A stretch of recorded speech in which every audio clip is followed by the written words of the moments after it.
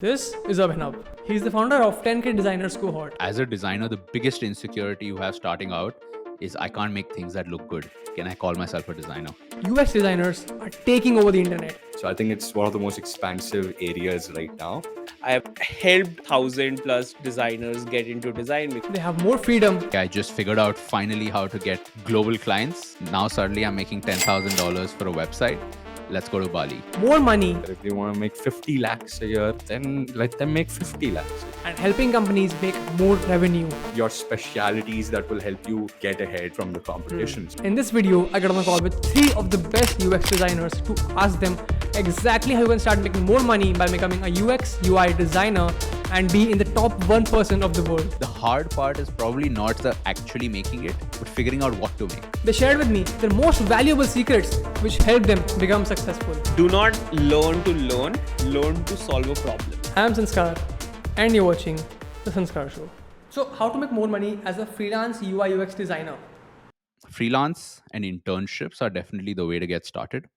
And freelance is a very, let's just say, it's scary for people because you don't know, like, oh, I have to send an invoice. What's an invoice? How do I make an invoice? और like अगर कुछ गलत हो गया तो मैं क्या करूं, like मैंने सोचा नहीं है उसके बारे में, right? Like if something goes wrong, like shit, what can happen? It's very scary for most people. But in general, to simplify it, I would say when you have your work, you need to start getting into the habit of posting it online. Usually just this act of posting it online makes you realize that wait, other people are noticing my work. Because if it's just sitting in your computer, nobody sees it, you don't make any progress. Just the act of something being online, people see it, they come to your profile, they read your bio, they probably give you a follow or something like that, and that slowly keeps building up to the point where a freelance project, to simplify it for most people, is not even Upwork. Most people that I'm seeing today, if they have good work, once they eventually get to the point where they're confident to post, they start posting it online and they just get DMs. Because I don't know a single founder who goes to college campuses to hire designers. Anywhere between 5 to 7 lakh rupees per month as a beginner, like when you're just starting out. And also, yeah, it depends on, like, which city are you taking the job in. Like somewhere like Yeah. in a tier 2, it would be lower. In Gurgaon, Bangalore and stuff like that, it would be much higher because the cost of living is much higher. But Yeah. like 5 to 7 is a good ballpark to begin with. And then you can, like, as much experience and as bigger companies that you go to, it could be much higher as well, like much higher as well. So, how did you start learning about UI UX and what was your journey like? Just learning UI UX design, great option. But I would say for somebody who really wants to go full on, what I would suggest is actually build products. Let's go step by step, right? I'll slow down very much, right? No skipping steps. First thing I would do, learn Figma, right? Because as a designer, the biggest insecurity you have starting out is I can't make things that look good. Can I call myself a designer? That's the biggest one, right? So most people take some time to get through that, but tackle it head on, right? Consume a lot of good work, right? Don't say I'm not going to look at other people's work because it's too intimidating and I feel I don't even want to see it for that reason. See it for that reason, so that when you're learning your tool, you try to start making those kind of things, even though they are outside your comfort zone, even though it's challenging. So that's step one. Figure out the tools. Once you know the tools, what do you make with them?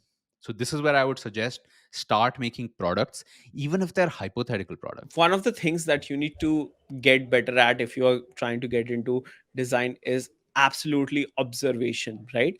Observe how people behave, observe what they struggle with, observe also, like, what sort of apps they are using, or how those apps or how those products are actually solving their problem. First is understanding of humans, understanding of users, right?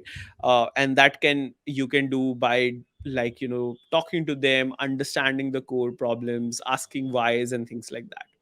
The second part is essentially the tool, right? And we use a free tool called Figma, right, which is a cloud based thing, and you don't have to download anything. You can learn for free, and there are a lot of tutorials there. And Figma also has a YouTube channel where you can find all the tutorials that you need to, like, look at if you want to learn it.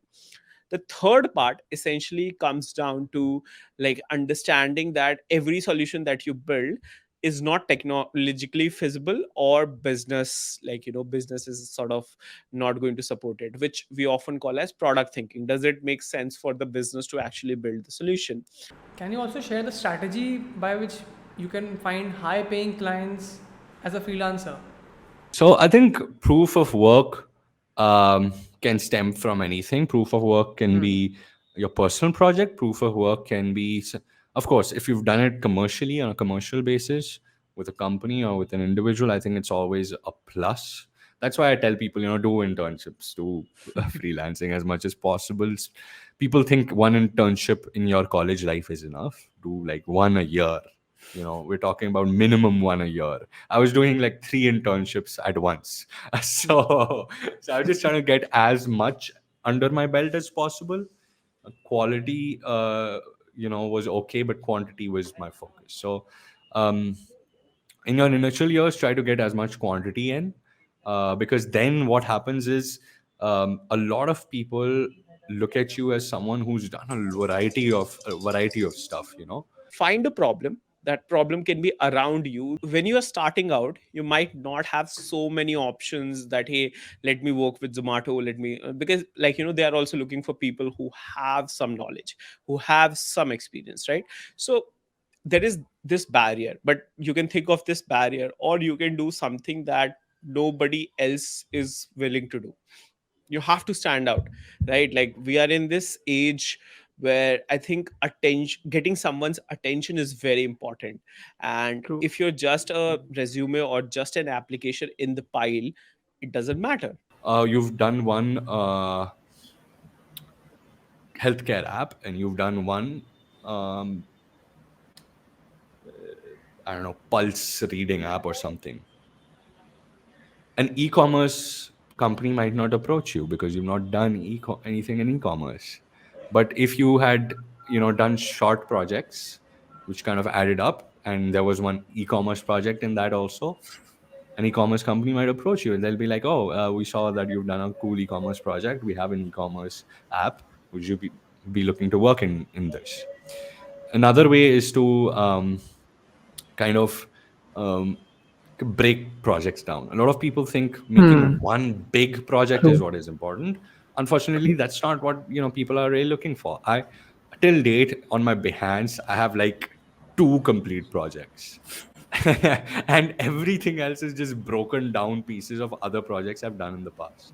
Of course, I haven't touched UX in the past like 2 years or something, like full time at least. So I don't have enough to update, but definitely break down projects. If you're solving 3 problems in one application, break it down into 3 projects. Who's stopping you from that? That way you have that allure of, oh, this guy's done a lot of work, and at the same time this quality of, okay, I stuck to this problem statement. So you can talk a lot about, and at the end of the day, you have to talk about it also. Like when you're in an interview, you have to talk about your projects or the things that you've done, or you have to explain what you've done here and here and here. So if you have like a very long project, you might even forget some parts of it.